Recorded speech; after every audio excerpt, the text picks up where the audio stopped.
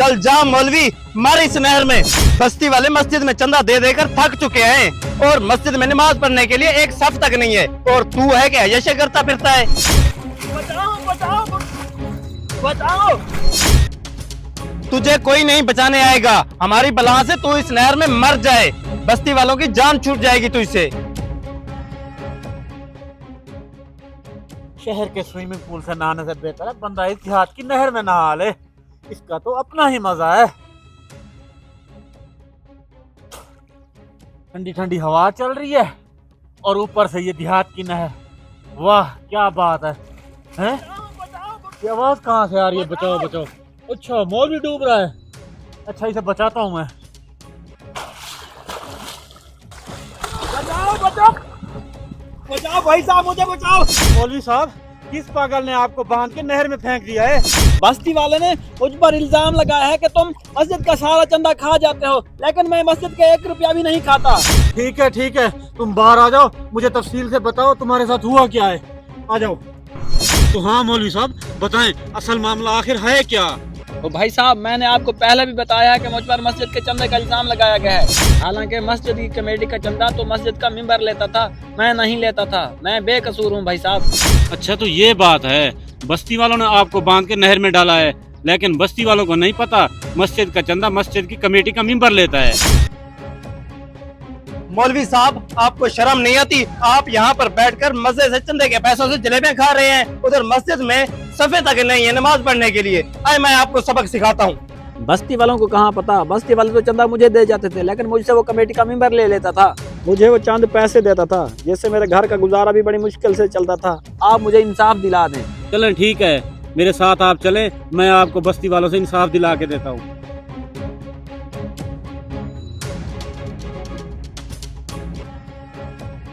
ओए मौलवी, तू अभी तक जिंदा है? मैं तो सोच रहा था कि तू अब तक मर गया होगा और तुझे नहर में मछलियाँ खा गई होंगी। तुमने इसे सजा देने से पहले कुछ पूछा था? किसी बात की तस्दीक की थी? नहीं भाई साहब, इसने मुझसे कुछ भी नहीं पूछा था। मौलवी साहब, पूछने में अभी कुछ रहता था जो मैं आपसे पूछता?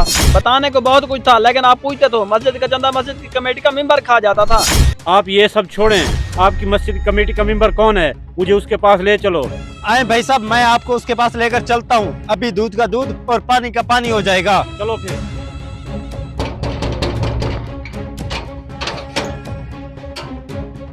ये मौलवी साहब के साथ आप लोगों ने क्या किया हुआ है?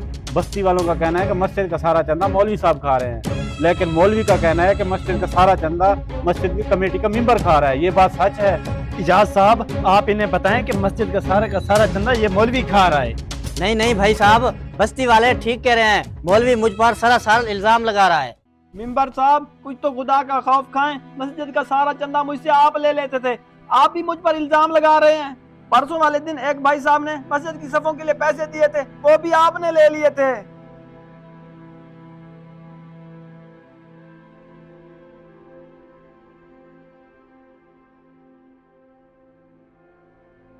इमाम साहब, ये कुछ पैसे रख लें, मस्जिद की सफ़े नहीं है तो वो लेके मस्जिद में रख दीजिएगा।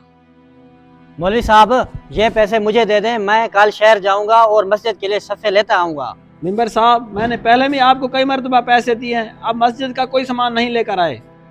मौलवी साहब आप टेंशन ना लें, मैं कल सामान ले आऊंगा। मुझे लगता है ये इस मरतबा भी सफ़े नहीं लेकर आएगा। मौलवी साहब ठीक कह रहे हैं, मस्जिद के लिए जो भी चंदा आता था वो मैं ही रख लेता था, और बस्ती वाले मौलवी साहब पर बिला वजह इल्जाम लगा रहे हैं। इन सब का कसूरवार मैं ही हूँ। इजाज साहब, ये क्या बेहुदा बकवास है? मस्जिद के पैसे आप खा जाते थे और मैंने क्या किया? मैंने इस बेचारे बेकसूर मौलवी को सजा दे दी। मौलवी साहब, अब आपको इंसाफ मिल गया है ना, कौन झूठा है और कौन सच्चा। और मेंबर साहब, आपने मस्जिद का सारा चंदा लिया हुआ है, अब आपका हक बनता है कि मस्जिद का जो भी सामान है आप लेकर दे। भाई साहब आप बिल्कुल ठीक कह रहे हैं, मैंने जो भी मस्जिद का चंदा लिया हुआ है उन सारे पैसों से अब मैं मस्जिद की जरूरत का सारा सामान खरीद कर दूंगा। बस आप मुझे माफ कर दें। मौलवी साहब, आप भी मुझे माफ कर दें, क्योंकि सबसे बड़ी गलती तो मुझसे हुई है। और आज नमाज के बाद हम सब बस्ती वाले इकट्ठे होकर मशवरा करते हैं और कमेटी का मेंबर चेंज कर देते हैं। शुक्रिया भाई साहब।